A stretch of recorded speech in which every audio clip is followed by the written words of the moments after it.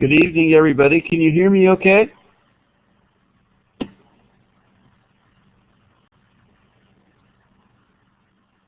Very good. Yeah, sorry about the mix-up. On my email, I inadvertently typed 7. I should have typed 7:30.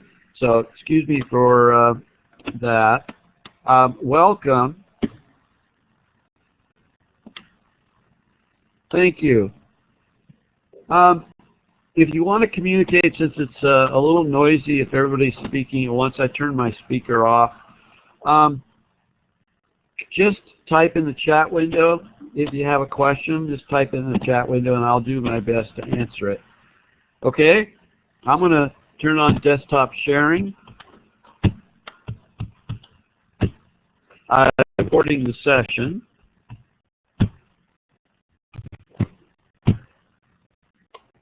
Are you able to see the desktop?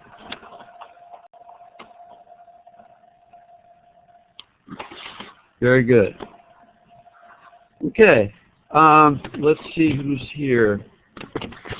If you sign in, just use your first name, maybe last initial or something like that. Robert's here. Daniel, Feng, Jane, Karen, Michael, Richard, Rayu. How would you say that?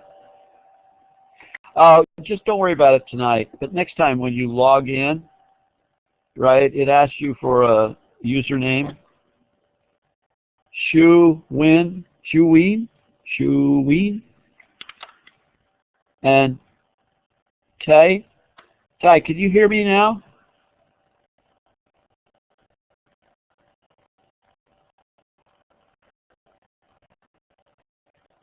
Were you just in the office time?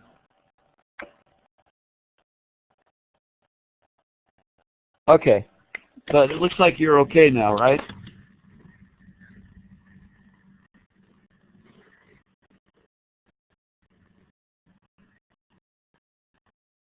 Oh, Rial? Is that it? Rial? Alrighty, I got it. Thank you. Just keep reminding me until I get it. Well, welcome. I normally put up our agenda, and it's on Canvas. So tonight I'm going to review the syllabus, review Canvas, and then we'll start Chapter 1. And I know we're not going to complete it, but I'll indicate where we left off. Just a note, there's one day on campus required, and it's Tuesday, the 27th, from 6 to 8 in the ATC 203 Area D for the final exam. Now, if you can't make it, we usually have an alternate available on Wednesday, the 28th, same time, same place. So, in case you're taking another class at this time, there is an alternate for you. But those are the only 2 times I have available. So please be aware of that. Was that clear in all of the information I gave you guys? Great. I really like this particular class. When I started teaching at De Anza College, this was the class that I taught for about 6 years. So that was starting in 1983. It was the winter quarter of '83. And this would make it, what, this is 18. This would be starting my 35th year teaching at De Anza. And it's a wonderful course. For a while, I taught CIS31, Design and Implementation of Operating Systems, which we kind of wrote a simulated operating system in C. And you'll have an opportunity to do that particular project as extra credit if you wish to.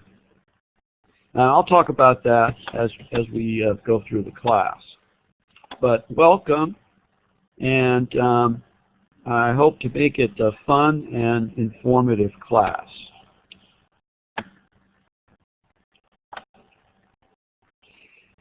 Okay, so the syllabus. Let's go through that first.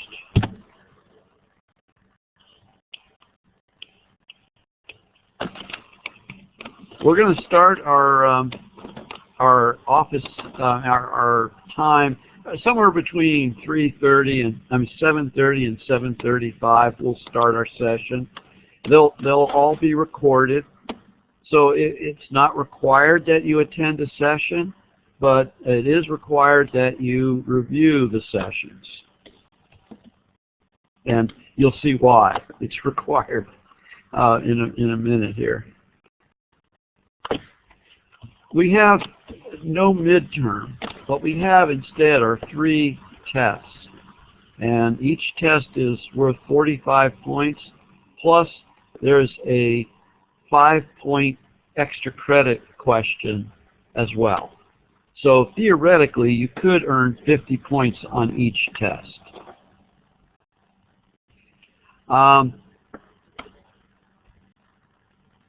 The final exam is worth 44 points, and you guys get to write the final exam. So you should see 75% of the questions going to be asked. The other 25% will come from me, which you won't see. So basically, I'll have somewhere around 30 to 35 of your questions on the test, and then 10 of mine on the test. But you get a chance to write the question and review them, and that's part of the learning of the class. We'll have a special team project, and that's worth 35 points. It's a written document, and as we get closer, I assign the teams, and then you'll work together as a team. Hopefully we could use Google Docs to build the document, but I'll provide discussion groups on Canvas if you decide to use that instead. We have 12 of 14 homeworks, 8 points each. If you do the last 2, they're extra credit. So you could earn an additional 16 points. So each test you could earn a total of 15 points. On this one, it would be a total of 16. So that's 31 extra credit points you could earn, as well as you could earn, I think it's 25 points for the project. I'd have to look at that for a second. I don't recall what that is. Did I mention it here? No, I don't see that here, but it's in the course. I didn't update that. But you have an opportunity to learn a little bit more. Let's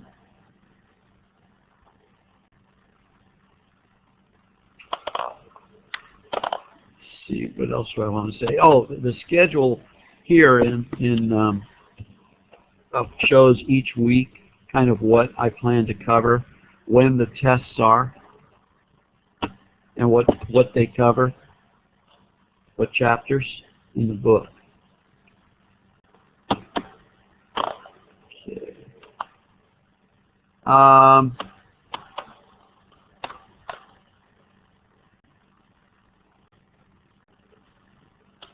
The notes are kind of when I'll be making the project team. So for instance, looks like week 6, I'll break you guys into projects. The reason I don't do it earlier than that is I want to get through test 2 and make sure that we have a good set of students at that time. So we'll have the groups, and then I'll assign chapters for the final exam to you guys, because you'll be writing 3 questions from the chapter I assign you, and that's so I can get all of the chapters on the final. And I'll show you how to do that. That's kind of fun. All of this is fun stuff. Okay. I'm going to stop a second. And you'll have two other ways of getting points. You have 10 CC Confer lecture questions. In other words, I will give you a question. And what this question is for, and I'll give you the answer too, by the way. This question is to make sure that you're reviewing the archives. So the question will be available Thursday through Sunday of starting week 2. So there's going to be, each week, there'll be a question which I will answer, and then you'll go on Canvas and answer with the answer I give you for this question. And that tells me that at least you're reviewing the archives in case you aren't on the online session like you are with me tonight. Are there any questions on that? Is that clear for you guys? You can just type yes or no. Okay, thanks. I like to be somewhat interactive as I can be, because I can't like see what you're doing out there in the Ethernet. 4 topics for discussion. I'll kind of explain that. What I expect is that you're going to start 2 topics and the subject is our class. It's not other stuff. So it's operating system questions or things of that nature. The question can refer to one of our homeworks, but it can't be like, what's the answer to this question? All right? It can't be that, but it can be somewhat informative. If you have a question around that particular item, you could put a question and then you could reply too. So you could have 2 posts and 2 replies. That would make 4 topics. Or you could have more. One student, God, this is like 2 years ago,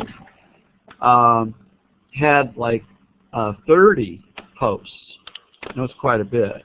But you need 4. If you don't do 4, if you only do 3, you get 30 points. If you only do 2, you get 20 points. If you only do 1, you get 10 points. And if you don't do any, you get 0 points. And this has to be completed before the end of the Sunday, the 25th. And I don't want them all like at the last day. That would be very non-functional, unproductive. Okay, so let's go to the, that's the syllabus. Are there any questions on the syllabus, where the points come from? It's a pure percentage, so 360 points up is an A, etc. And what happened to my, I had a, oh here it is, over here. I have a scale. And quite a few people, if you get 400 points or more, I would give you an A+. Okay? Otherwise, I don't do plus or minuses. That's correct. Thank you. My wife is sitting next to me, and she's helping me. Hardly. No, she does great. Okay, let's look at the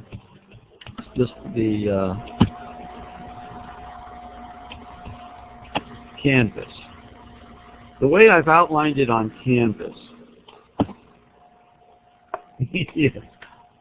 is that I've got like the opener. It's kind of like the opener information, and then I have each week's information. So, for example, on this, where you want to do your discussions, right? You could click discussions, and let's see if anybody has entered any. And I explain how to do it. And no, this is the stuff that was there, although I'm not sure what this is. Let's take a look at this.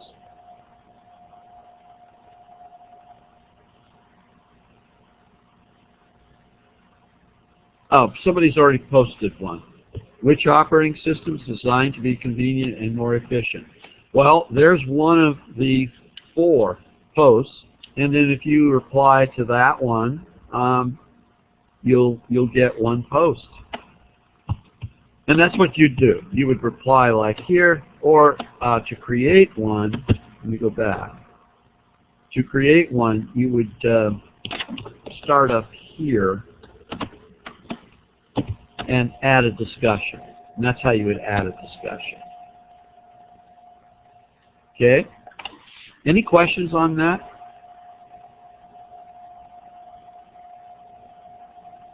No. Yes? No. Thank you.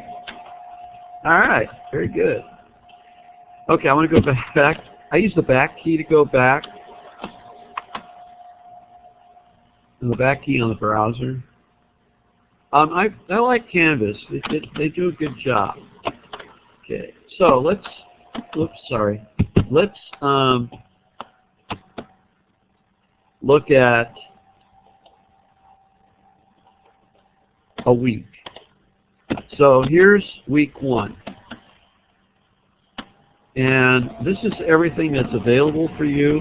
And this is your homework question. Now, the way I did the homeworks is they're open. I think they're open starting that week that you see them, and they close that Sunday. In this case, it closes a week from Sunday, and the reason is in case I add any students this week, I didn't want them to lose out.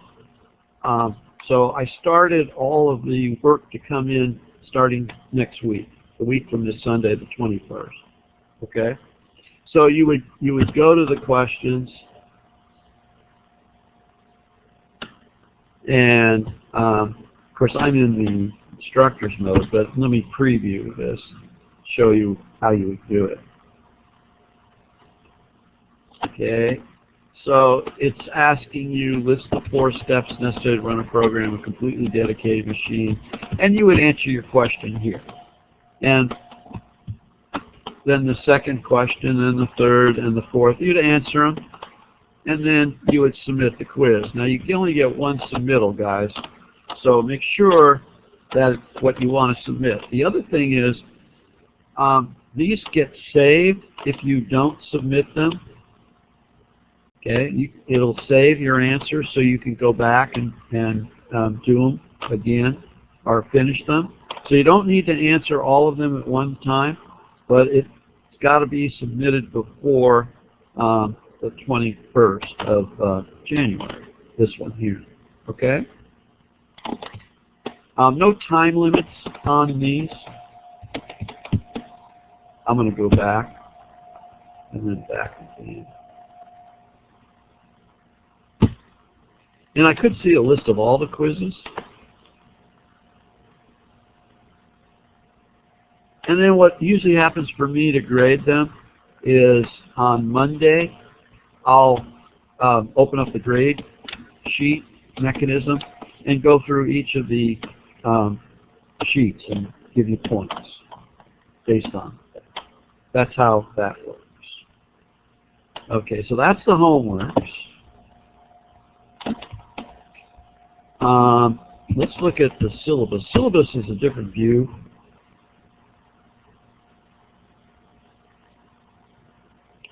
It's a copy of what I gave you.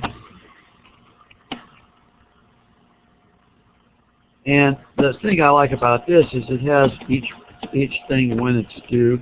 Okay. Test 1 is next Friday, Saturday, Sunday. And it covers chapters 1 and 2. Okay, and you see there's a 2-hour time limit on it, and there's the optional one worth 5 points. So each test has 2 parts. It has the kind of the required part, and it has the optional part. You don't have to do this, but if you want to try, it's only 1 question. typically. And here's our first CC confer question. And it's not available now. I don't think it's available yet, because I haven't created it. I'll create it when I see what we're going to do. So it's available on the 18th. And this is what is worth 5 points. So this is how I know that you're following along on the sessions. So this answer might refer to something I said on a Tuesday or something I said on a Thursday. Any questions on the CC Confer question, how that works?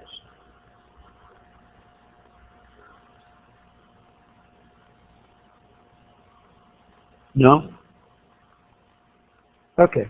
Yeah. All right. Well, they're going really well.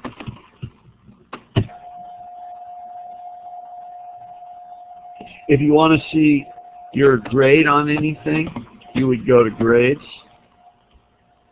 You would go to grades, and then you could look at the item. And if I put a comment, you could see the comment. Okay. There was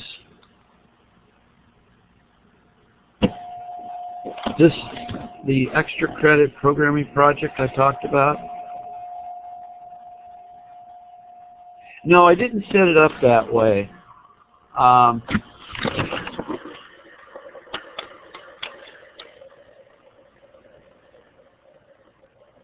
Real? Is that real?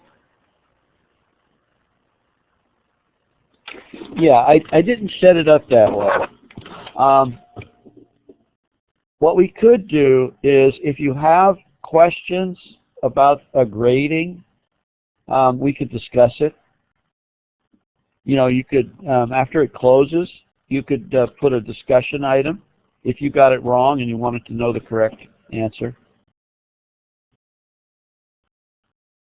I want as much collaboration between the class members as we could get with this class, because that's how you really learn, is from the experience of other people with their knowledge. I assume that most of you have taken some other IT or CIS courses at De Anza. Normally, this class is left kind of towards the end of your curriculum. Is that correct? Is there anybody here online that is taking this class and this is their first CIS class?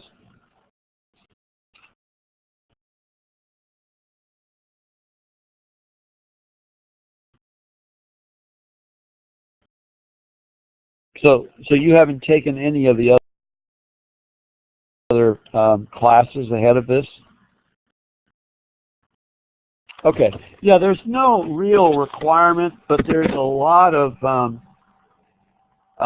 things that I might say that you may need to ask me.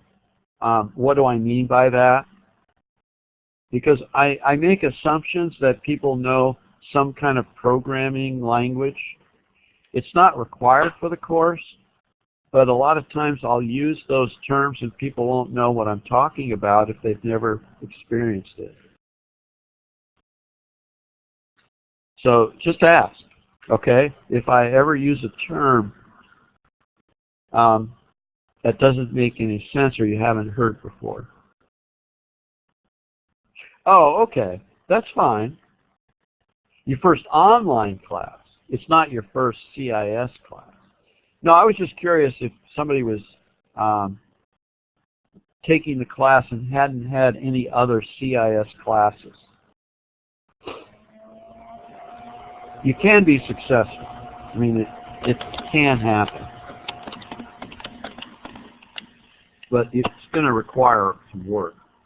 Okay, well, the extra credit programming project is here. I'll talk about it probably starting mid-quarter to explain what I'm expecting and how it all works.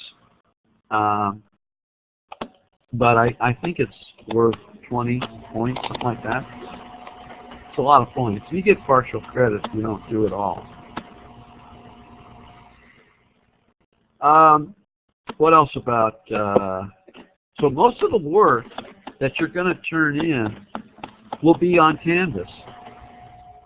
So like the homework for really are in the quizzes. So let me show you what I mean.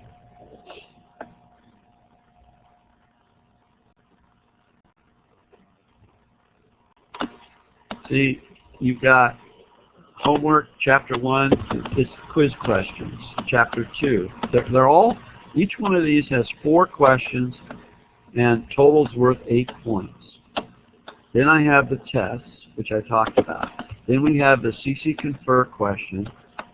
Then we have chapters 3, 4, CC Confer, 5, 6, CC Confer, 7, and then the test that covers chapters 3 through 7. Then we have the CC Confer for week 5, and then chapters 8 and 9. 8 is storage, memory. 9 is virtual storage. 10, I think, was disk management, stuff like that. Oops, no, I lost my phone. Sorry about that.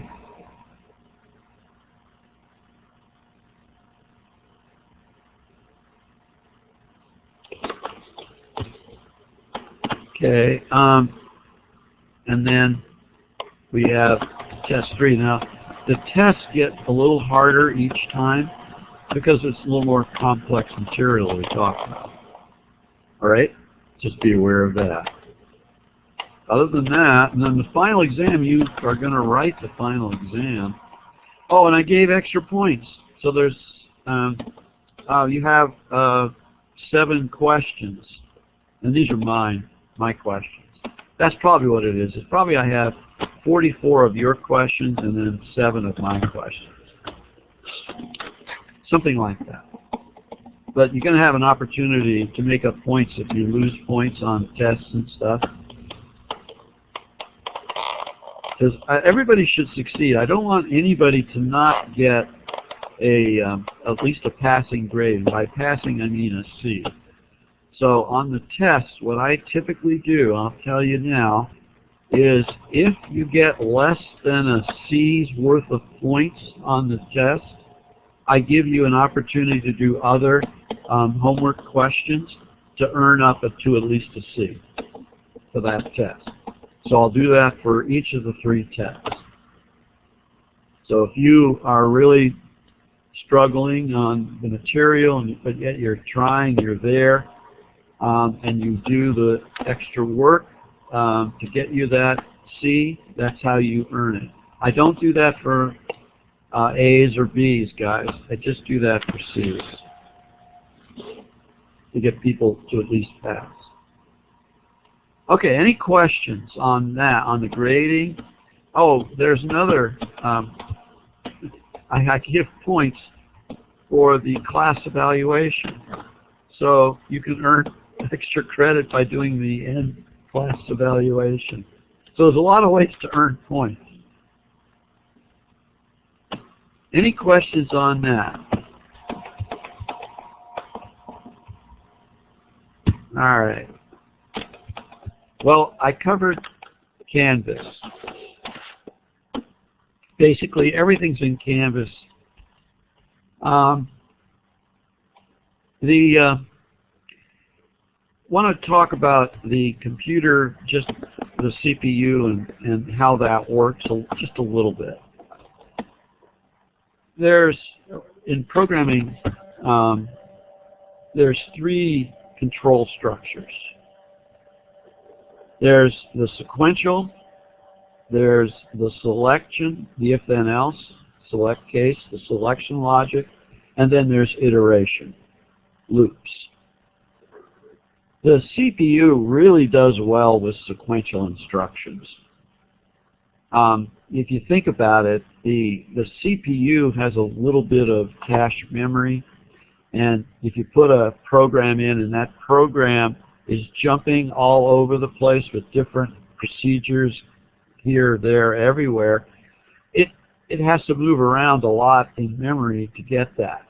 But if it's all contained within one sequence, one line after the other, one line after the other, one line after the other, it's much more effective from the CPU perspective. And that's what I was trying to get at here, is that there's a program counter in the CPU, and it's a register that contains the next instruction to fetch. And if it happens to be the very next instruction, it could be in that cache in memory already, and it doesn't have to go out to main memory and get it. So it's much more effective if it's sequential. Instructions are one after the other. Is that clear? Performance on the CPU is better. Oh, all quizzes are short answers. They're like essay type answers. They could be, you know, 5 words, or it could be 100 words. Okay? Yeah, they really came from the book.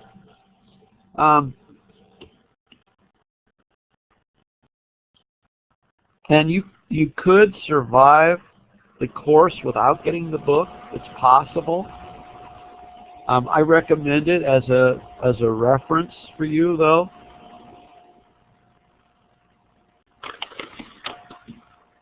Okay, machine cycles. That means the CPU. The CPU fetches an instruction from memory, okay, gets the instruction from the data lines, it executes that instruction, and then it checks for interrupts.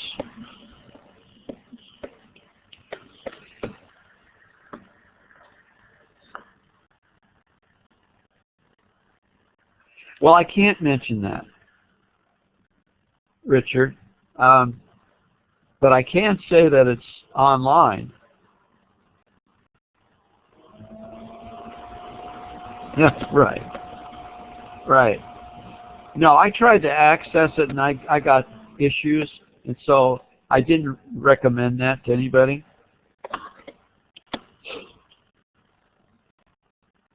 Yeah, thank you. I appreciate that. I do know that there's older versions of this book that is available. This particular version, I don't know.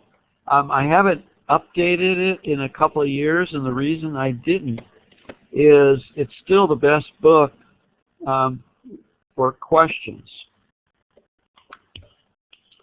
Anyway, then it does what's called a DMA in or out, and then it goes to the next instruction.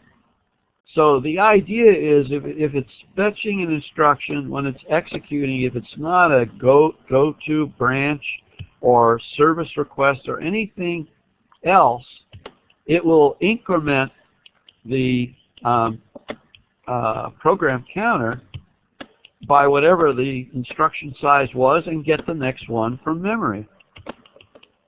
If the execute is to branch or go to some other address, then it would take that address from the instruction here that was being executed and place it here so that it would go to that next and then do a fetch. So the idea is you place the next instruction, the address of the next instruction, into the program counter, and you start the cycle again. Fetch, execute, interrupt DMA, get the next one, fetch. And those are the cycles, and it does it blazingly fast. Blazingly fast. Faster than we can think. Just as a shortest infinite loop concept, You could have an address of A and an instruction, go to A, and it's going to fetch the instruction that says go to A, and it fetches the instruction, go to A, and basically it stays in this loop until something external occurs. And that's the kind of thing that we're going to learn. We're going to learn about those activities. Okay? So let's start. I really believe that you need to understand, and I wrote this because I was trying to figure out what 2 to the 64 was, and it's 18.4 quintillion. So our current processors are 64-bit wide, which means we could have 18 quintillion addresses or bytes in our memory space, and our processors support it. I think that'll last us at least a year. That was a joke. Okay. Thank you. Thank you. Somebody found it. Yeah. All right. Chapter 1. All of this is on Canvas. These slides are on Canvas, and a lot of the questions that I use are coming from these slides as well as from the book. I'm not sure how much we're going to get through on this, but it's really to take you through all the different aspects at a high level of what an operating system is. I'd like to query you right now, what, in 2 or 3 words, how would you describe an operating system? Anybody?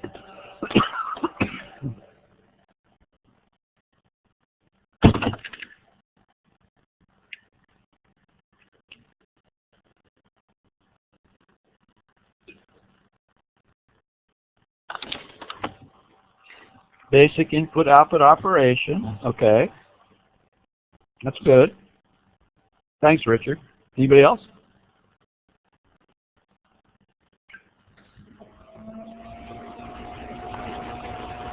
Control the entire system. Yeah. Wow.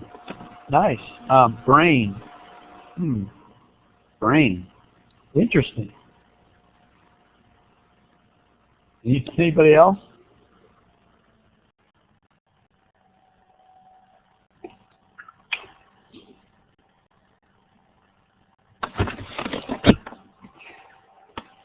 Well, let's see if we can find a set of words that would describe what you guys just said.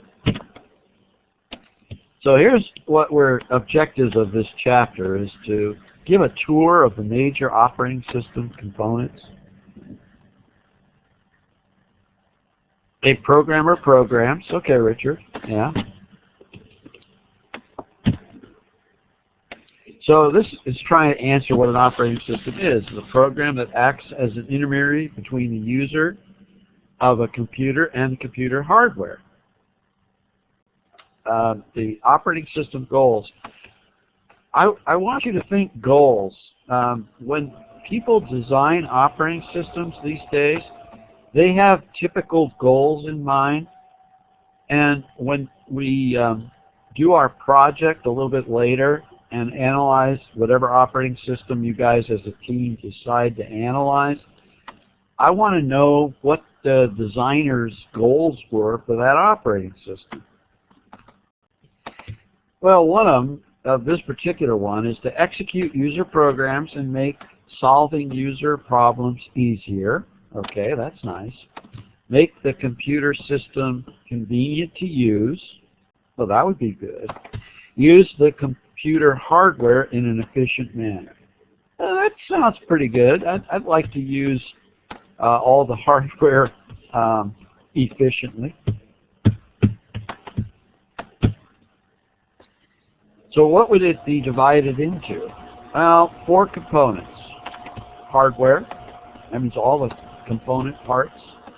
The operating system software, right? The application programs, so like Word, Excel, PowerPoint, all of those, and users. That's quite a bit of components to manage of all these things. I like diagrams, so you might see this diagram again, which would mean it might be on one of the tests that we're going to have. And if he says that, it probably will be. That's right. Welcome, Jing. Let's see. I'd like to catch people as they come in. Dale, welcome. Cynthia, Daniel, Fawad. I got Jane. I think I got Karen and Michael already. And I know I got Richard, Chu Win. Steve, welcome. So if you've missed anything, you can catch it up in the recording, okay? We're just kind of starting our discussion.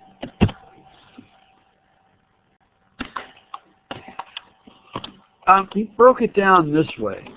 You have the hardware, and then the operating system is kind of a layer here between the hardware and all of the other stuff. I mean, it's kind of how you would view this, that nothing happens to the hardware without going through the operating system. So you could have other system programs and applications and all of that running, and the users, but it's all controlled by this layer of operating systems. It's another way to look at operating systems. Yeah, they're a bit small because I'm trying to show this whole area here and yet be able to see you guys. You have this PowerPoint. It's out there, and you can look at it at your leisure. Is that clear? Yeah, and there's other ways. I could do this. Hang on a second.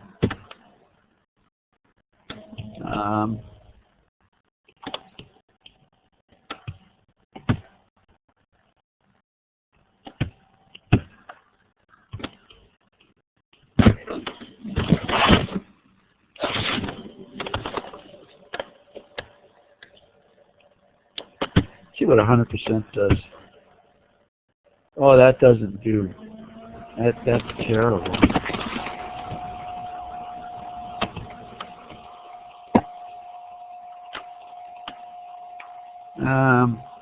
That's about the best I can do for you.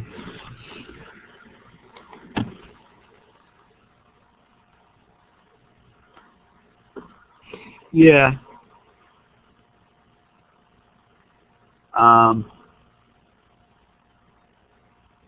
Let me see. It's been a while since I've used this product.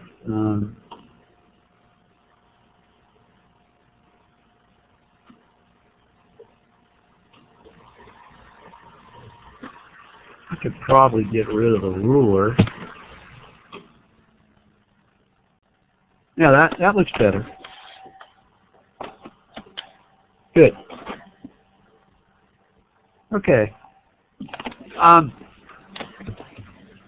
And this is a good view of it. It does a good job. So an operating system is a resource load allocator. Manages all the resources. If I were going to define an operating system, I would go with these three words: manages all resources. And resource could be a user ID. It could be anything associated with that particular computer. And it's a control program. So I would agree with those. You guys said it. It's the brain. Nothing happens in the body without going through the brain. And there is no accepted definition. One thing I do want to say about this course is some of the questions that you'll see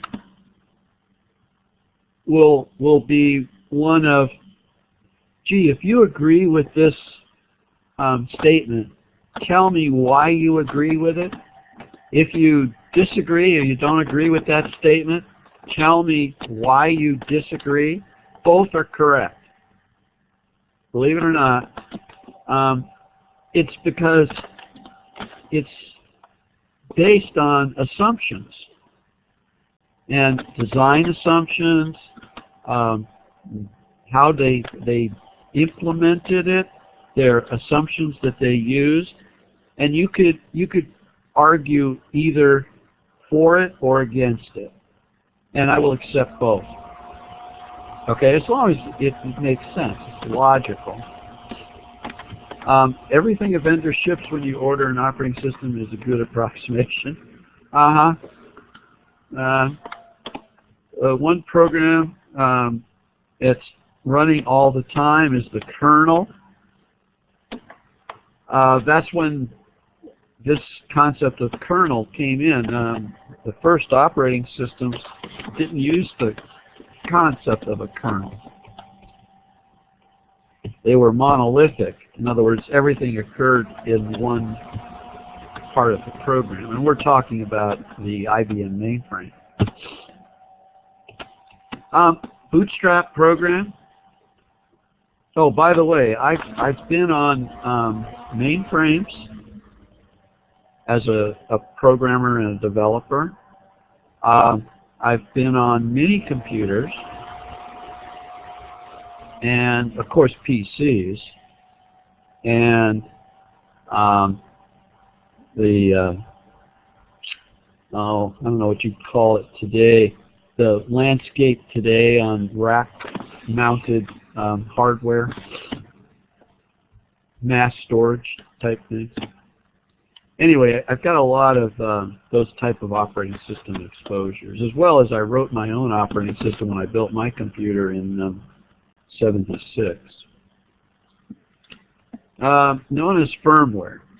When you start your computer, there has to be some kind of instructions for the CPU to execute. Well, those would be typically in an EEPROM, electronically erasable. This is an electronic programmable read-only memory. It would be a double EEPROM in today's terminology, generally known as firmware. That it allows the operating system to get loaded from whatever the permanent storage device is into memory and start up.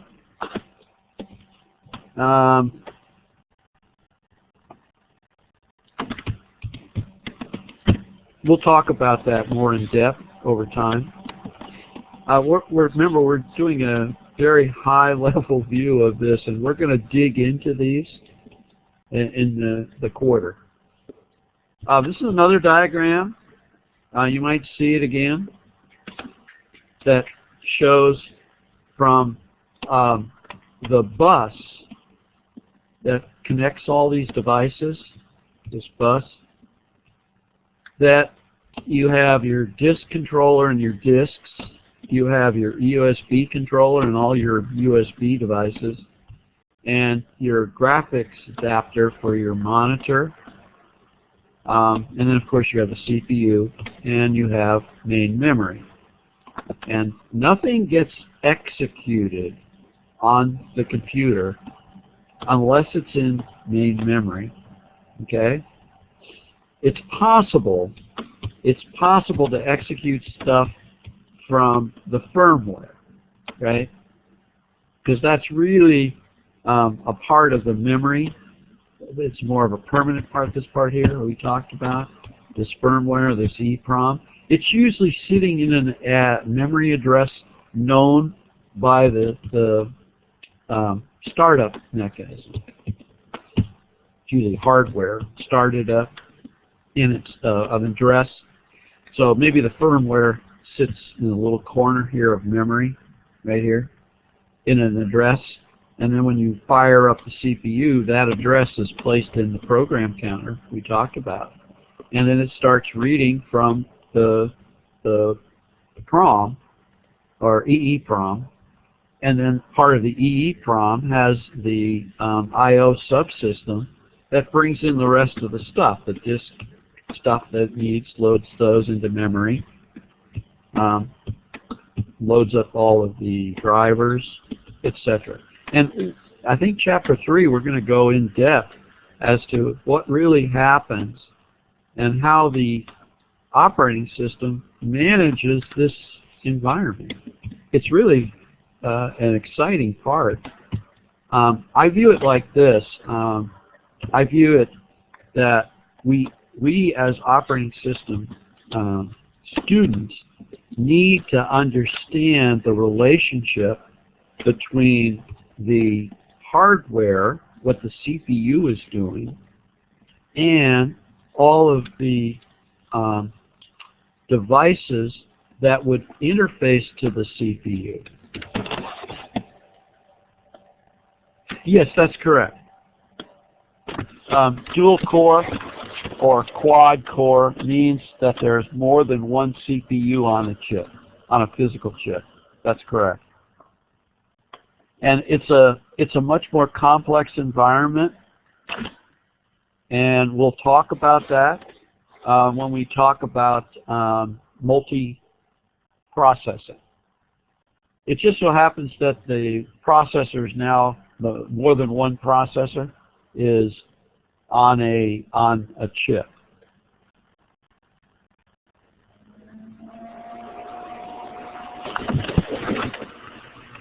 You know, I'm not sure about that, and the reason I'm not sure about that is how the hardware designers design them, because they share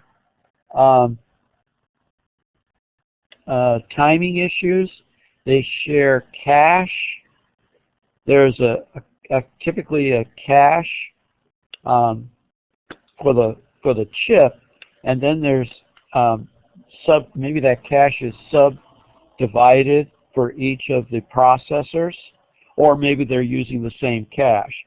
So let's say the cache goes out, well then you're going to lose the whole chip. But if that one processor has issues, will the other processors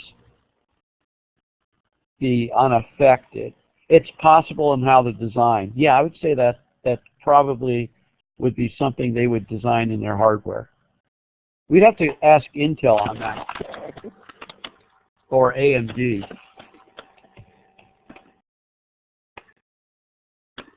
It would be a good discussion topic.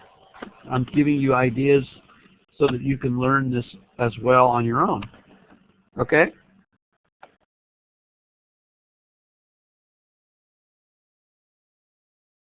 So you ran into this problem, you said, recently?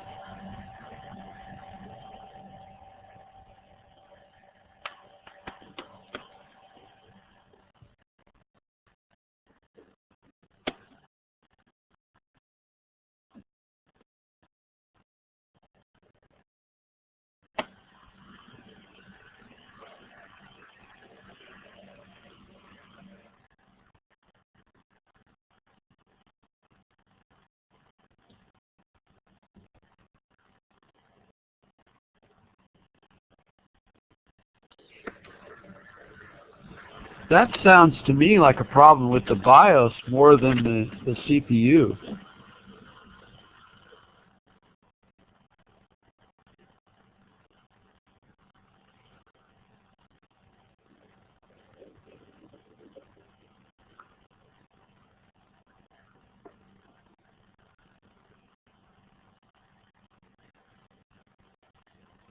Did the system come up, or did it stay down?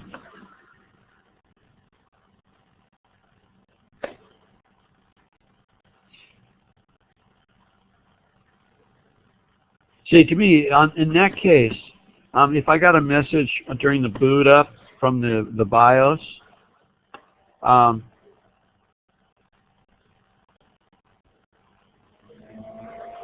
yeah, I would definitely cling to the last update you did. The thing about hardware is you can always tell the difference between a hardware problem and a software problem. And hardware occurs at different times. Software will always occur at the exact same instant in time in that particular software environment. So if you're getting you know, strange results, it sounds to me like a hardware issue at different times, I mean, rather than a software issue. But, you know, let's move on.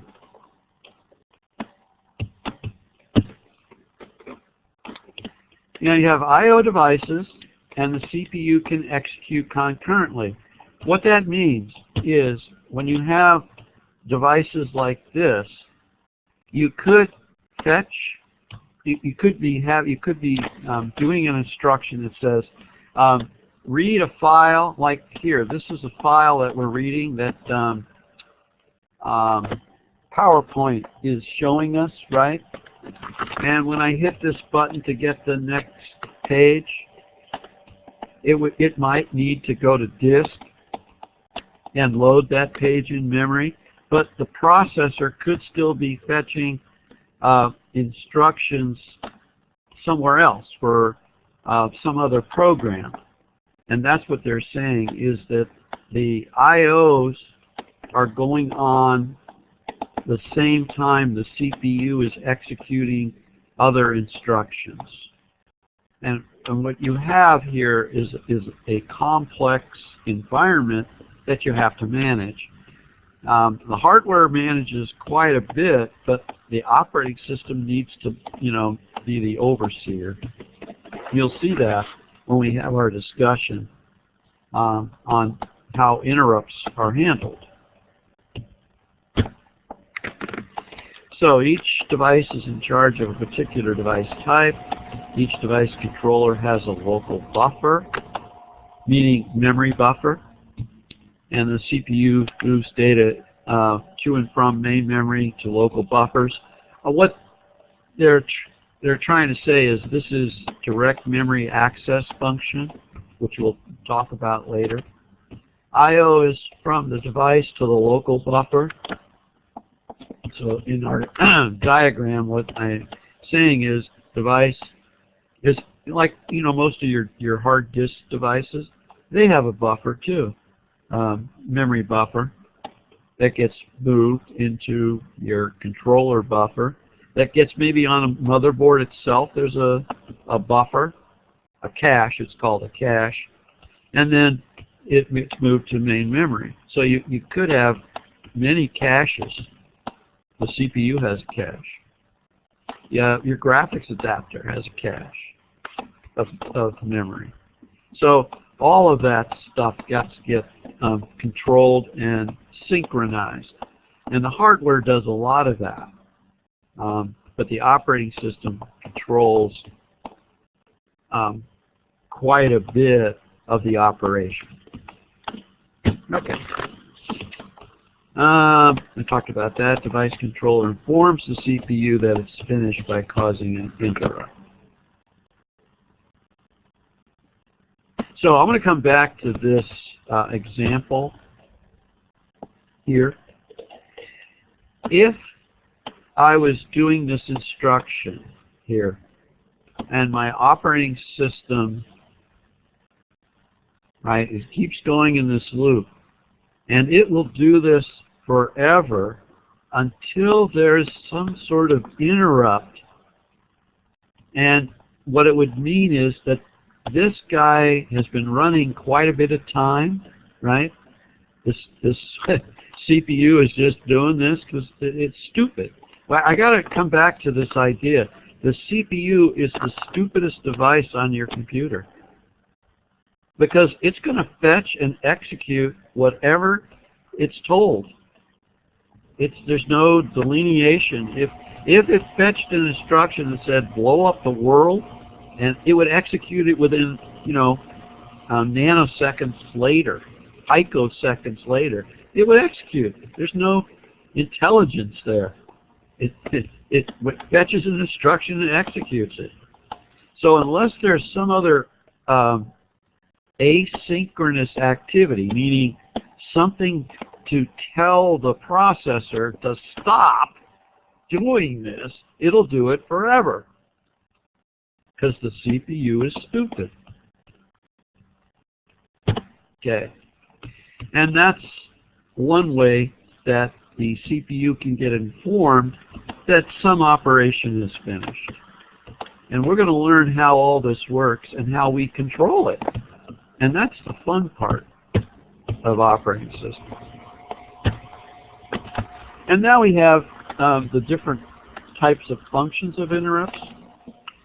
So there's an interrupt vector that by vectoring meaning that you have a series of possible interrupt types, and it vectors to one of those types. That's what an interrupt vector really does. And it contains the addresses of all the service routines. And I'm going to show you how this works when we start Chapter 3. We're going to go through a complete iteration of a program running, a program requesting service, a program timing out from, like our infinite loop program, a program being interrupted because a hardware completed for another program, hardware request, all that kind of stuff. We're going to illustrate that in Chapter 3. Interrupt architecture must save the address of the interrupt instruction. Yeah, I'll take you through all the steps. There's quite a few. Incoming interrupts have to be disabled while an interrupt is being processed to prevent a lost interrupt.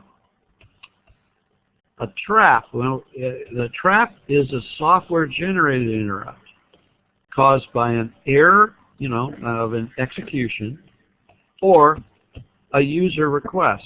That's how a program, when you do in your C program, you do printf. That printf is a what's called an application program interface, and what it is it's a software request. And if you opened up that software request, down at the bottom of the software request, it creates a trap instruction that says basically, I want a service from the operating system. Okay, and we're going to show you that. And I'll show you what an interrupt instruction looks like in Intel architecture. And the operating system is interrupt driven. That's the only way it can work. If you go back to this idea here, right? You go back to this idea.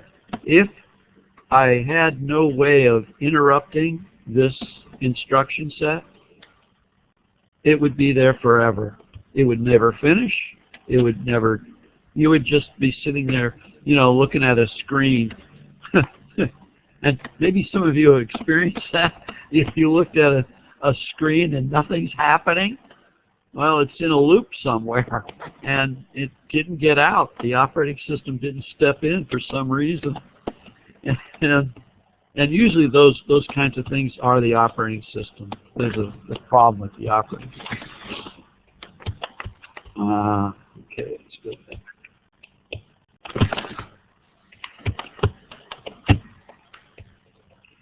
Okay, another way of handling, there are two types. You could poll, or you could use vector.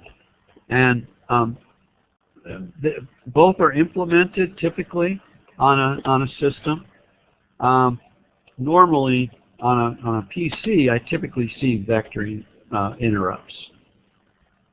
You typically see polling on routers. If you're familiar with a router, how it would route to the different lines of the router, it's usually by polling. You know, do you have something for me? Do you have something for me? Do you have something? Do you? And then it goes back, do you have something for me? Do you? And that would be polling.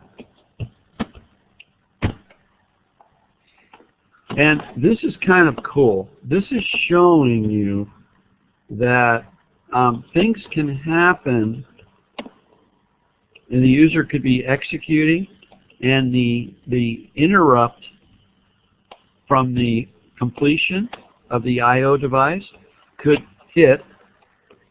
So it goes like here. It starts here and says, okay, I have an I/O request, and now the I/O is going on.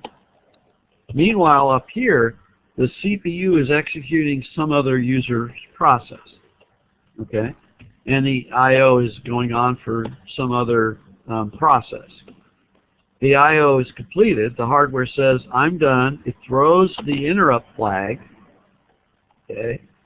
CPU recognizes the interrupt flag, right? Comes down and comes back up, right? And now we're executing the operating system. You're going to see that. And then this one says, another I/O transfer done. Interrupt. I guess we're in the operating system here. Yeah, these are showing operating system. So we're in the operating system here handling the interrupt. Then we're back into a user program. Drop down, operating system handling the interrupt. Come back into user programs running. That's typical how this would work. And I'll show you more in detail.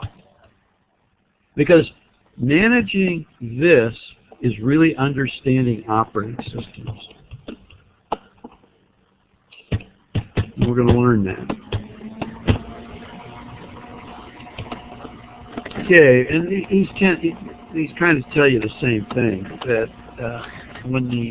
after the I/O starts, the control, the operating system, returns the user program only upon the I/O completion. So basically, when you do a read F or something like that, right? Read from a file. You're calling the operating system, and that's what this would be, a system call.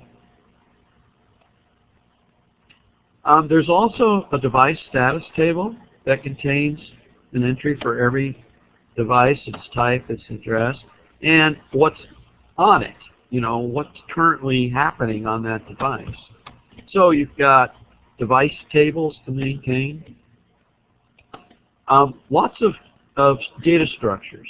So if you have taken data structures, you'll know about the stacking, the queuing, and the double linked lists, right?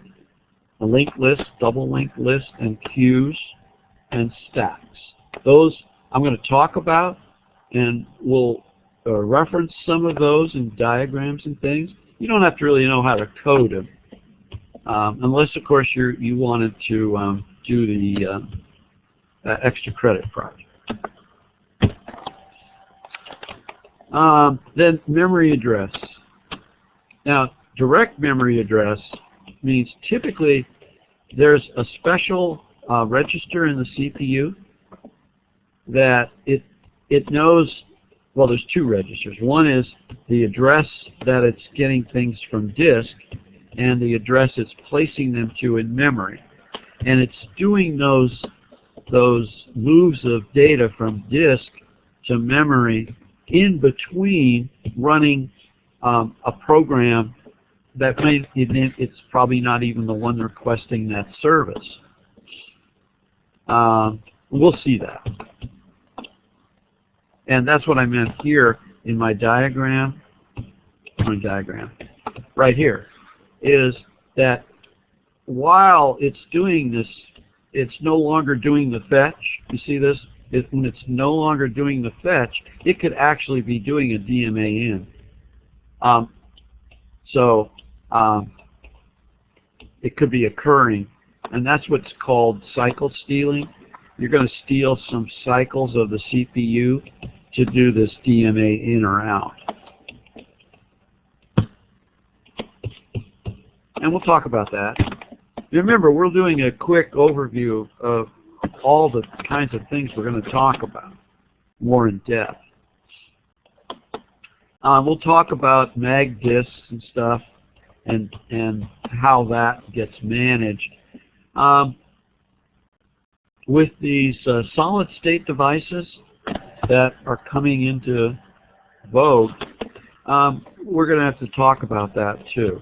So this particular book doesn't talk about the solid-state devices. I will a little bit, not a lot.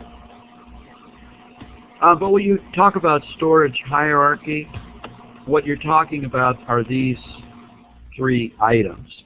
The speed of the device, how much does it cost, and whether its volatility is short or long, I guess you would describe it. And I've talked a little about caching. Caching, you typically copy information into faster devices. And usually main memory is pretty fast, but it's not as fast as these caches.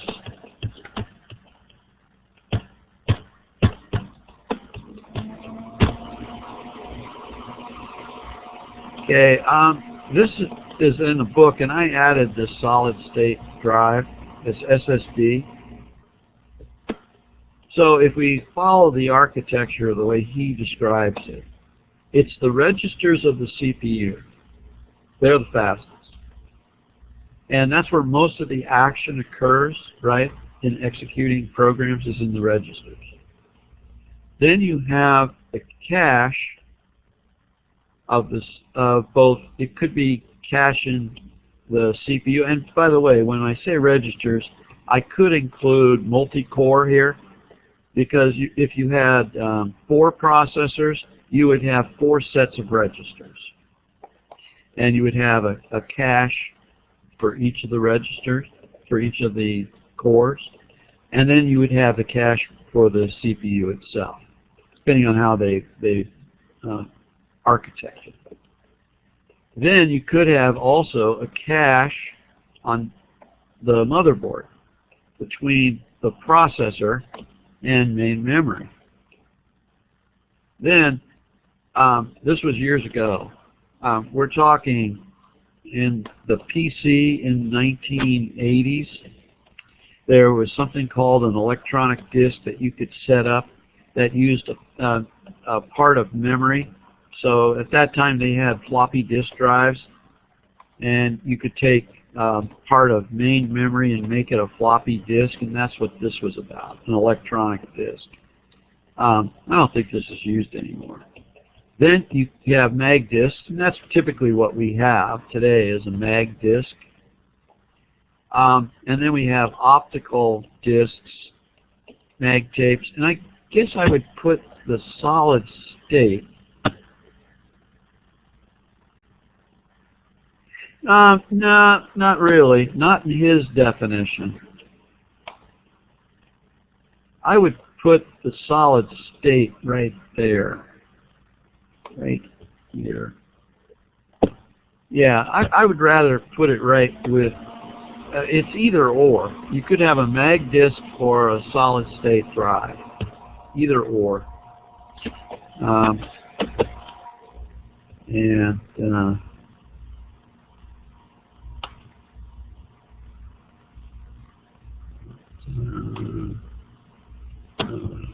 Never mind. I would put it at this level. And you're going to see this diagram again. All right? So you know something about that.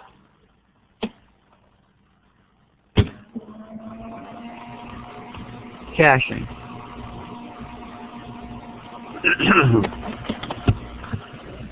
There's caching everywhere. All of it is designed to speed the performance of the whole computer system. Okay, so you cache for performance reasons. The problem with caching is this. If I have huge, A is not one instruction, A is a million instructions. B is a million instructions. C is a million instructions. And maybe my cache supports a million. Well, in my cache, I could do a million, and then it needs C. Well, now I got to load up C into my cache to get it to run. Then it needs B. Now I got to load this guy up, and I'm loading a million up at a time, and that takes performance away from actually executing. When if the program is running in this million instructions, and it only operates maybe 10 of them in that million, and then wants something in B, well, now B's got to get loaded, and it loads in maybe the 10 instructions of the million. It wants something in C. Well, now we got to load that into the cache. And you can see the problem if you're not really running sequentially within the million at a time, and you're branching all around all over these. That's where your cache is starting to have issues. So your cache size has to be efficient, and your algorithms for filling the cache have to be pretty efficient.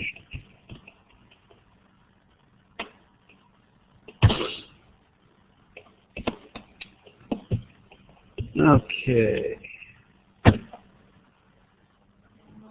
Now the architecture we're talking about is one that's been used over time.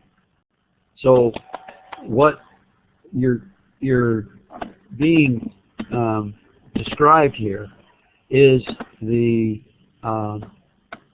words were used way back in the 1960s, and they're still being used somewhat today, okay? And these definitions really are 1960s, and the idea of parallel systems came out in the 1980s, and the core systems came out in the 1990s to 2000s. So multiprocessors, meaning that you have more than one processor on your system. And of course, multi-core means you have more than one processor on a chip. And they're very tightly coupled because they're physically together. I mean, the multi-core systems. But these present different problems from an operating system perspective, okay? The advantages are you've got faster throughput. Now, the definition of throughput is pretty important. It's how much work can get done, work meaning user programming, this whole environment here, how much can get done in a period of time. That's throughput. How much can get done in a period of time. A period of time could be 1 second, a period of time could be 10 minutes, a period of time could be whatever. It's a period of time. How much work can the system deliver during that period of time? And a lot of operating systems goals are to produce increased throughput. That would be a goal. The more you can get done in a period of time. Now, the economy of scale is how much can you scale this up? Because there are more of them, you can have a better economy, meaning that the price and stuff is lower. Increased reliability, and I'm sorry, Dale, I missed your question. Is SSD also an? Oh yeah, I did answer that. It's not in this diagram. in this diagram. It's not. This concept was, like I said, back in the 1980s, and it still is used. I've seen the concept of taking main memory and using a part of an electronic disk in that main memory. I have seen that. And you might think of virtual machines today, right? A virtual machine could be considered an electronic disk, although it's usually implemented in a file system, which would be on a mag disk. But it might be possible to think of a virtual machine in an electronic disk. So, yeah. I hope I didn't confuse you, Vale. Did I answer your question? Okay. The two types of multiprocessors, asymmetric or symmetric. What asymmetric means is one of the processors is the master and the others are a slave.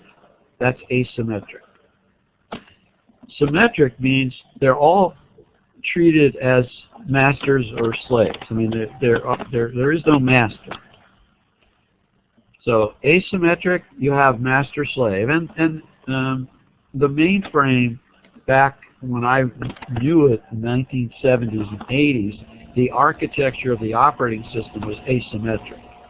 The supervisor processor did the operating system, and then the slave processor did all user programs. That's how it worked back in on the mainframe in the 80s. In Windows, it's symmetric. It's they treat them all the processors the same, and we'll talk about that. We have a chapter on multiprocessing and how do you manage that environment. This is a good spot to delve into a little bit of how the computer really works. You have the CPU, and on the bus, so there's a typical bus that connects to main memory. And on the bus, you have two types of lines. You have address lines, and you have data lines. And this diagram doesn't really show it very well, so I'm going to show you the one that I put on Canvas.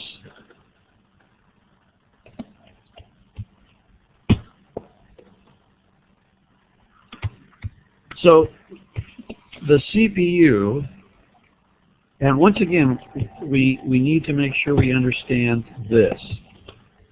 The fetch of an instruction uses the address from the program counter. The address is the what byte or word do I want to bring into the CPU.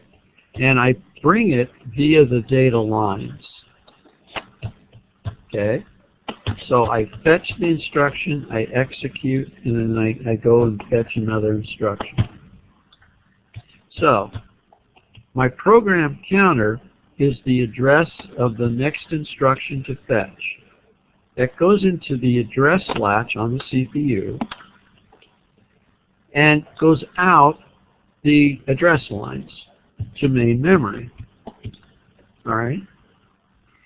And during the fetch cycle, all of memory is active, and it's slowly not being active. It's called quiesce.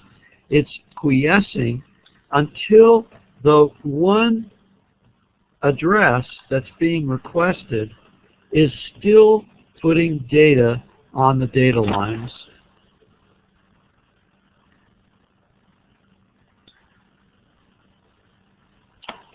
Okay. and then the data is latched. So there's a delay between the time it goes out to memory, and that's the response time of memory.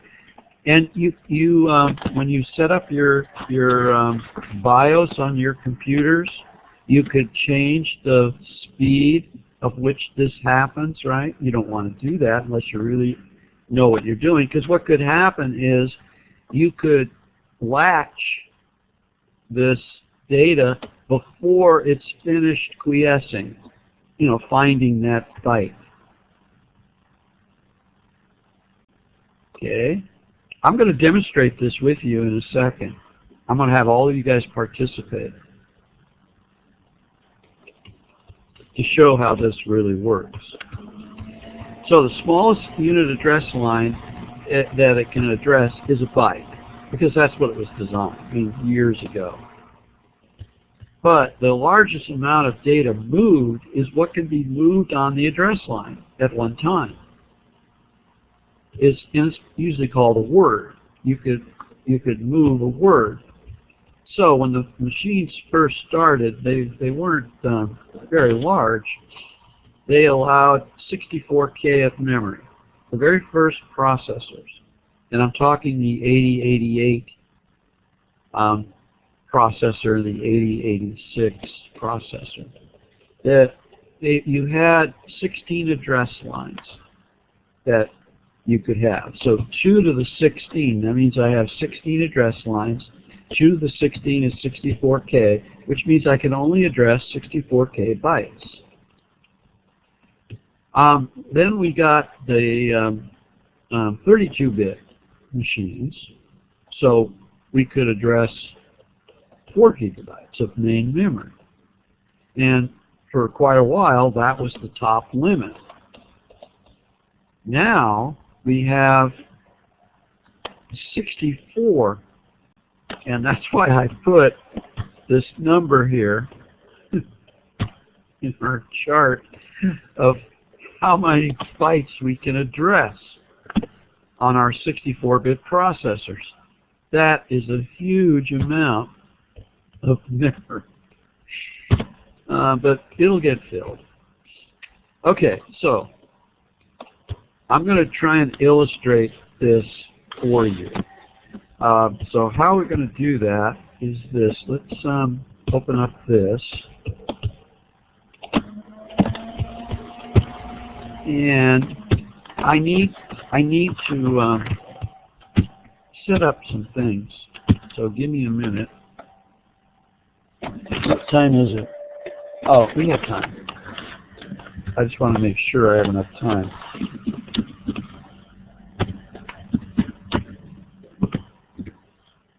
I'm putting bytes of memory that are addressed by these addresses. So these are the addresses.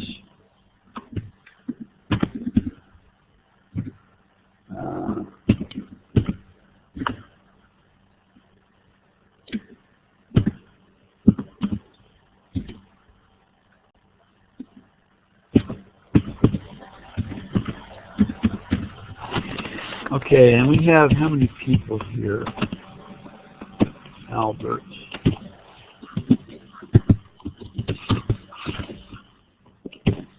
Okay, pay attention to what address I'm giving you, okay?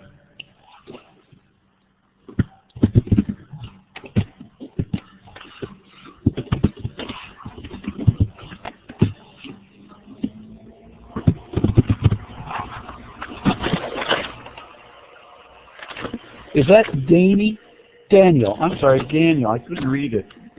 Daniel. Sorry about that, Daniel. Oh, I spelled it. Okay. Yeah, it's just, I'm getting old. My wife just said, yeah. She did not.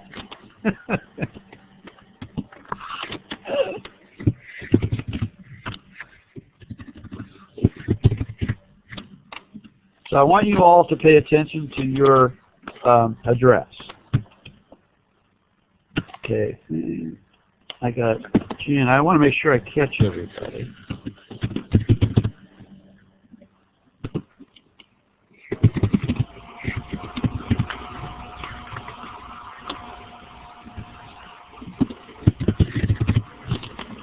Looks like I need more.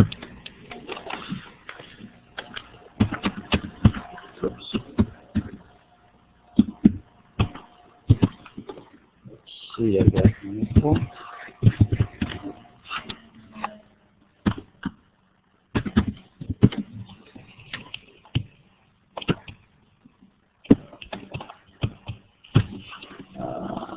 Richard.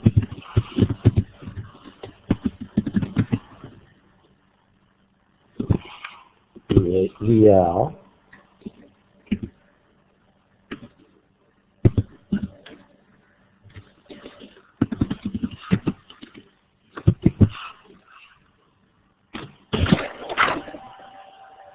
Wayne.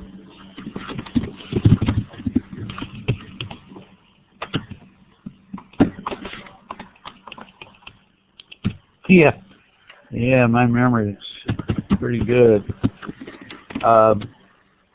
Sometimes. Steve, is it? It must be Steve.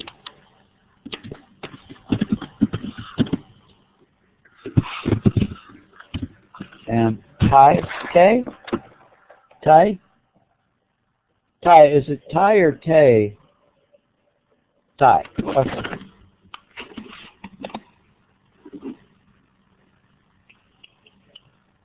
Yeah. Okay.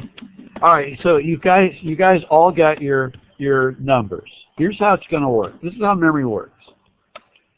On the address lines, it starts to come out with these numbers. And then what happens is, it's called tri-state logic. Tri-state means that it either matches or doesn't match it, or it goes away. It goes off the line. And what we're talking about is the data lines. Okay? So basically, we're gonna do this to experiment. You guys are gonna type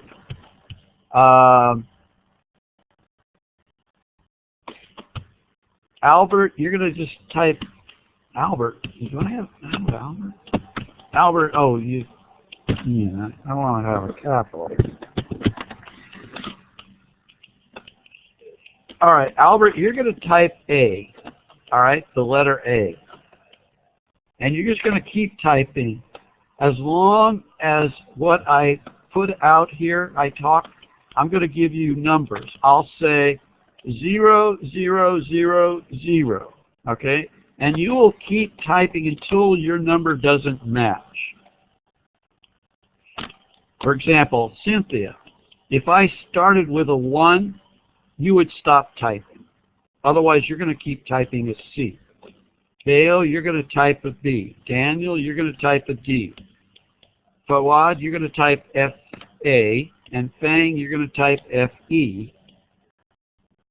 Jane, J-A. Jing, J-I, Karen, K, Michael, M, Richard, R-I, Rial, R-U, Chuan, S-H, Steve, S-T, and Tai, T. All right? And when I tell you to start, you guys are just going to start typing, and then I'm going to be calling these numbers.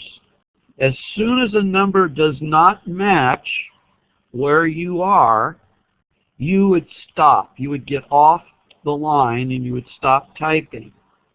Okay? So, the way it's going to work is, I'll just do an example here. Don't start yet. I'll say start, and I'll say maybe 0. And then I'll say 1. And then I'll say 0. Then I'll say 1. And only FE should be left typing. All right? Because those addresses do not match any of you others. So imagine that this box here is the data line. All right? and I am talking, and I am the address line going out to you guys, and you're typing your letters on the data line until eventually you're not, and there's only one person left. That's how this works. Are you guys ready to try?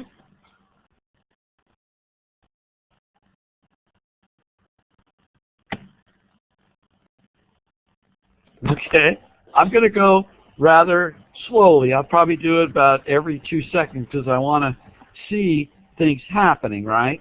So I'll probably go slow. But you keep typing your letters until it doesn't, the address I say doesn't match. All right, are you ready? I'm starting the fetch now. Good. 0, 0, 1, 1. Lock. Uh-oh. Uh-oh, stop.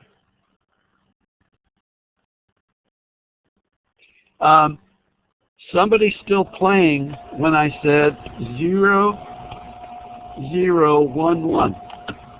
This is what I said. I should only be seeing D's, and I'm seeing Richard, and I'm seeing Fawad. How'd you guys get in there? I didn't call your numbers. You want to try again?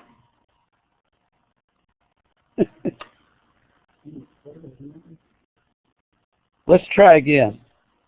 You guys ready? Okay. All right.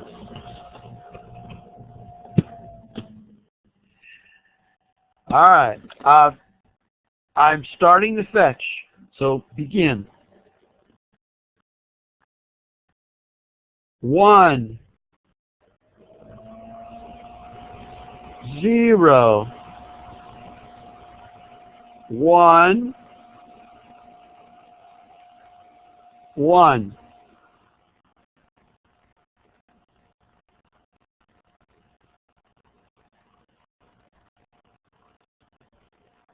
Keep doing it, Riel. You're doing it right. Latch. Now, what data is there?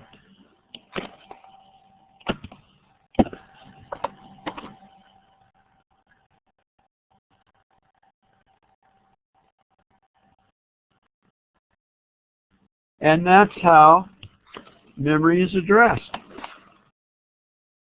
And that's how you get a byte out.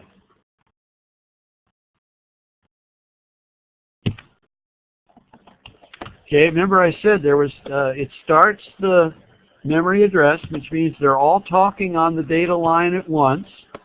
And then as it quiesces through memory, they stop talking until finally one address is left talking, and then it gets latched, and that's the data. And in our case, it's Riel. Questions?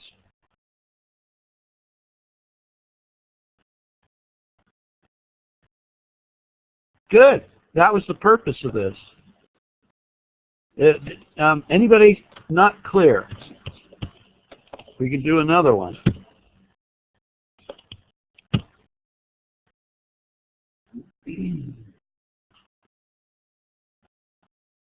Okay.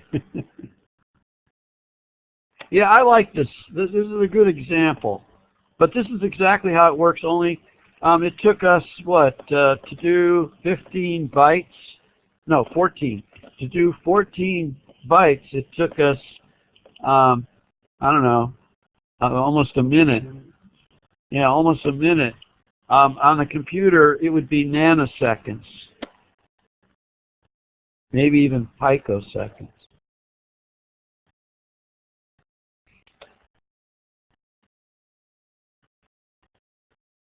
Oh, you count left to right.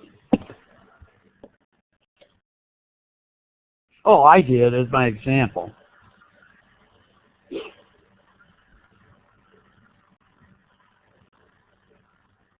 Yeah, because usually when you read these numbers, it's left to right.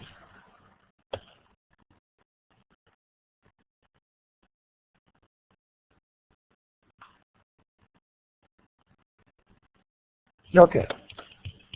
All right. Well, that's what this explanation was about.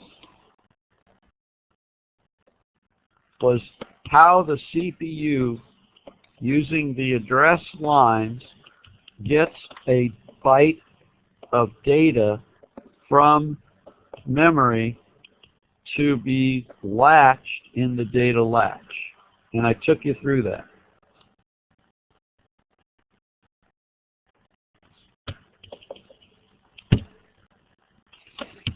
And that's how this works. Fetch an instruction, execute it. Fetch an instruction, execute it. Check for interrupts. Check for interrupts. There's different types of things going on here.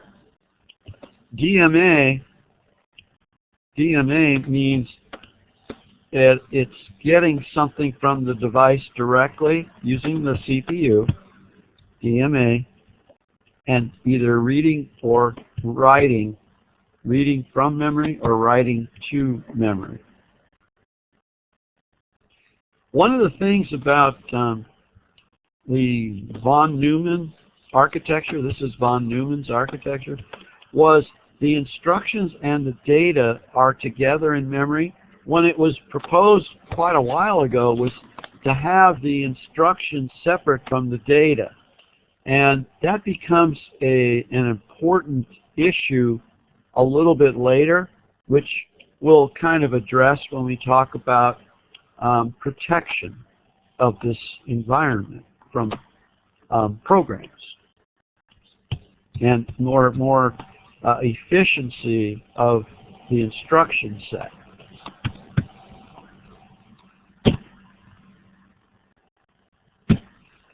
Okay, there's your multiprocessor or core. This could all be in one processor, one chip, these three processors like this. But it's the idea of more than one CPU being managed, and that's called multiprocessing. And that definitely is on the test, understanding this environment.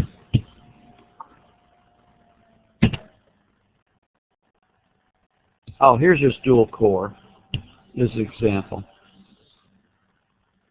Yeah, in his diagram, this is,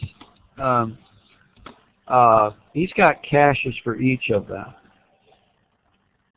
In my thinking, they would have a cache here, but it depends on the architecture.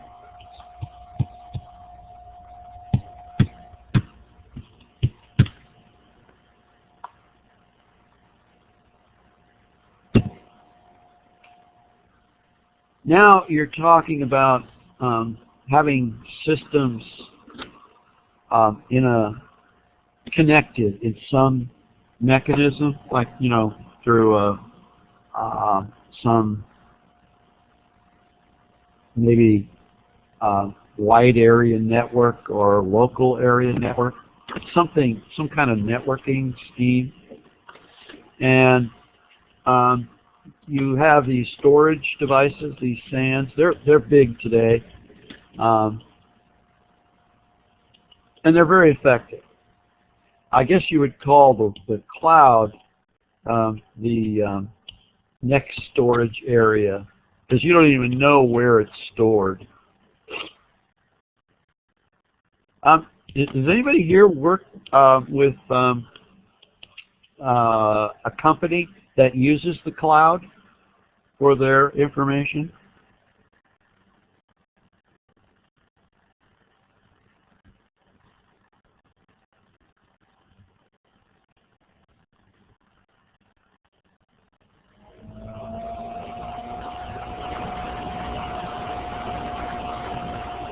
No one?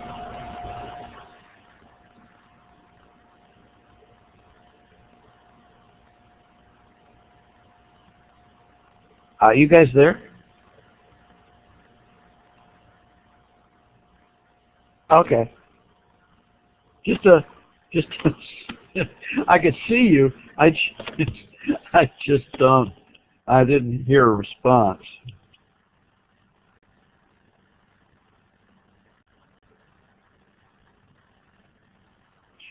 Yeah.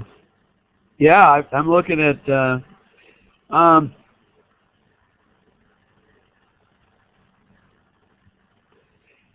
I believe they're moving towards that. I know my son works for Chevron, and his responsibility is to do something. He works in the server areas, and he's doing something about putting some of the data center. That's what it is. The data center is not going to be managed by Chevron any longer. It's going to be managed by one of the cloud providers, IBM. And so IBM is going to kind of take their data center, manage it for them, and I guess charge them back for usage. I don't know. I'm right now. I'm kind of yeah. Amazon servers. Yeah. Yeah. I just am so leery of the environment. I think it's well. I'm going to move on. I'm not going to make a comment on that. But anyway, these clustering and all of that is for better performance. Just another concept. We need to talk about multi-programming, but I wanted to make sure I left any time for any questions. Multi-programming is a concept that came out in the 1960s. It's basically allowing more than one program to run on your computer at a time. Is anybody here been on a personal computer in the 1980s?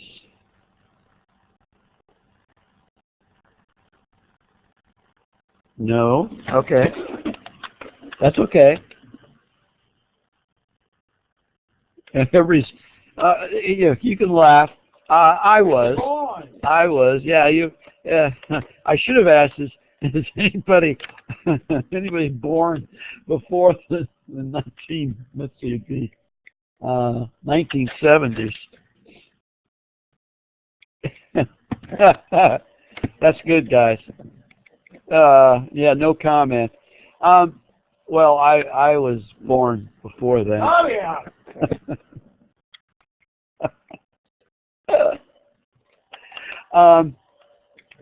And in the 1980s, the first operating system that was produced by IBM, well, actually it was created by Microsoft, and it was on the IBM PC that just took off, and now we have PCs everywhere. Well, anyway, that was a DOS environment, and it stood for Disk Operating System. And I'm going to show you that a little bit later in the class. I've got a virtual machine that has a bunch of old operating systems on it, and I can show stuff to you guys as we, approach that particular topic. But it only allowed you to run one program at a time. And you would load up the program like Word, you would load it up, or Multimate was the word processor before Word. And you would write your Word document, you would print it, then you could go to VisiCalc, which was the first spreadsheet, and then you could go to Lotus 123. And those are only a program you can run at a time. You'd have to stop and then go to the other one and stop and go to the other one. And it was Mac, really, that forced Microsoft, the Macintosh, forced Microsoft to create Windows and get it out there. And what that allowed was more than one program running at a time, multi-programming, just like I have here. I have many programs running right now. And then in the mid-'80s, there was an environment called time sharing or multitasking. Now, I use multitasking to mean something other than what they're talking about, time sharing. But the concept is a program can have more than one invocation of it running. In other words, it has several pieces running at the same time, but because it only has one processor, it runs sharing the time on the CPU. And this time sharing idea was you would log on a dumb terminal. You would log on from a dumb terminal. You would submit your job. It would execute your job, and it would then, time slice your job with somebody else's job. And we're going to learn about the time sharing, time slicing concept. And this was the beginning of what was called online programming, where you're on a machine online to another, or you're on a device online to another machine that's doing your processing for you. And of course, the internet created this environment again. But anyway, response time, you were supposed to get good response time. So that was a measurement of your speed of the environment.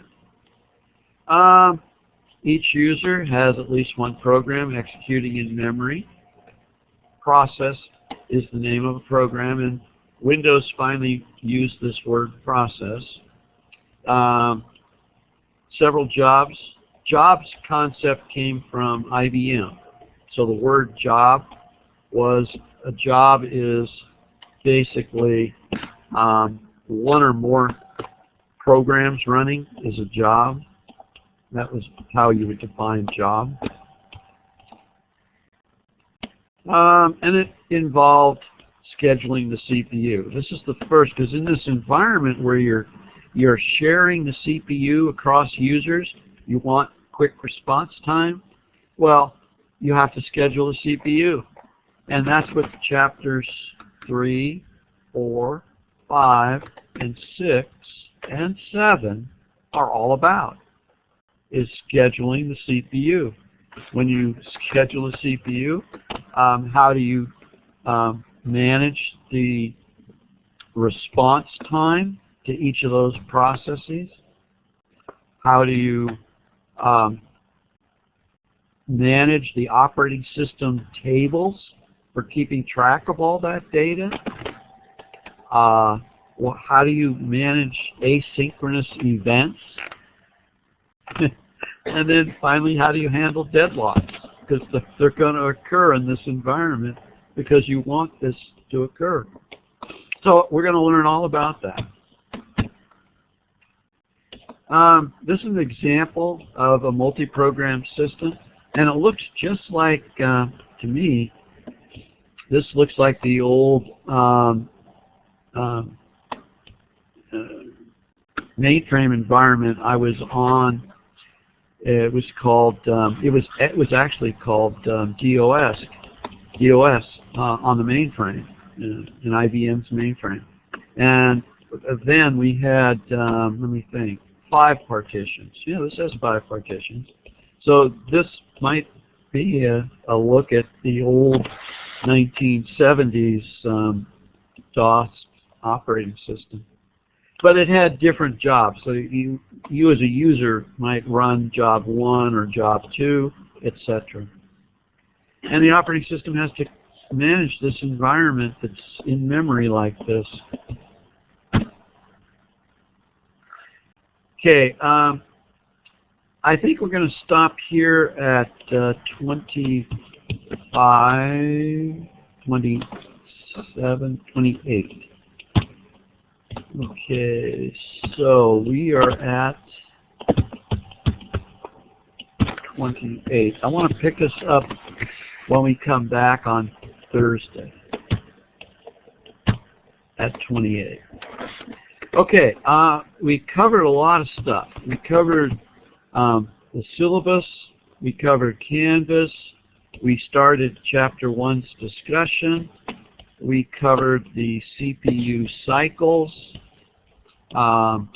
we covered how an instruction or data, either one, instruction or data, is fetched from an address in memory.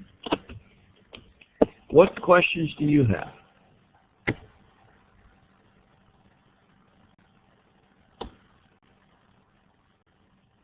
Oh, I missed one. I'm sorry. Rael, if there are too many tasks, will CPU crash?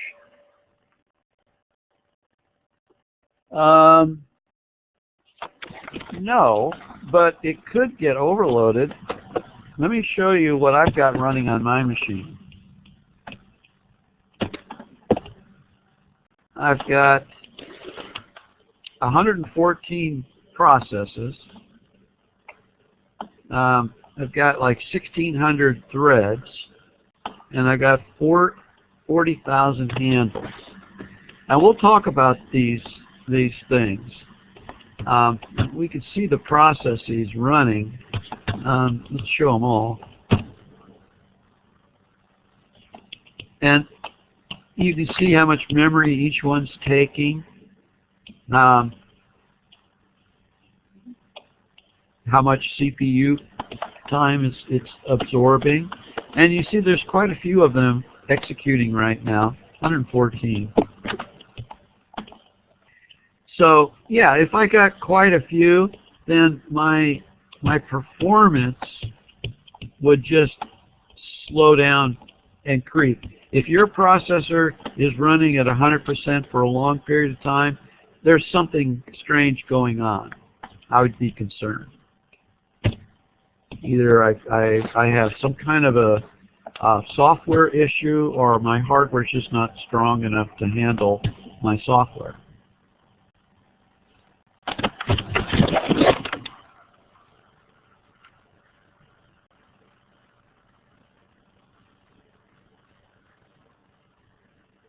Yes, I am planning to do that. I'll put a link right here. Let me show you.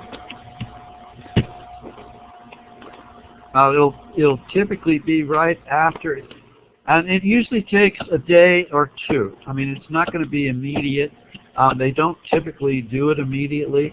It's 3C Media is the company that allows us to do that at no cost, so I take advantage of that. It'll be right after this, so when I get it, I'll have the link, and you could just use that. You don't need to hit a key. There'll be a link here, and it'll take you. I'll set it up just like. Let me see if I'll set it up just like this link. So the link takes you to another page, and then you click, and it opens that page in a new window. I don't like to overlay, the windows, because I'd like to come back and do maybe something here and still leave that open. So it'll be here. It'll be like that. That's how I'll set it up. You always have CC Confer to look at the, and I need to show you that. I didn't show you that. I apologize.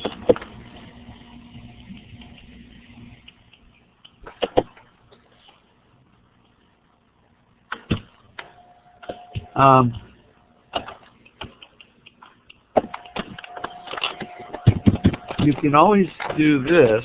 You go to the recordings, watch a recording. It's not as great. And you would type in CIS31. And what you're seeing here are last winter's. So these are my recordings from a year ago. And there's the first one a year ago. Maybe it's not. Let me look further. Yeah, this is, yeah, the 10th was the first there.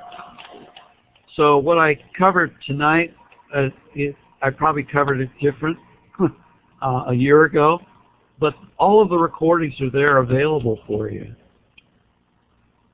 if you wanted to see last year's. But this year, they'll be, you know, first. They'll be like right here. So it'll say 1/9/2018. And that's what it'll say here. Okay?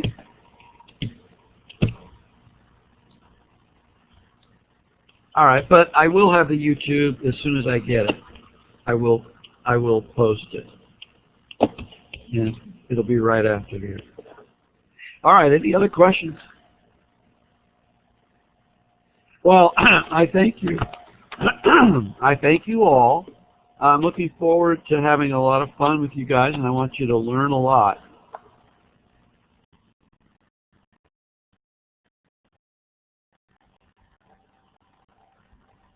Okay, I'll see you guys on Thursday then. And for those that will be watching later, welcome.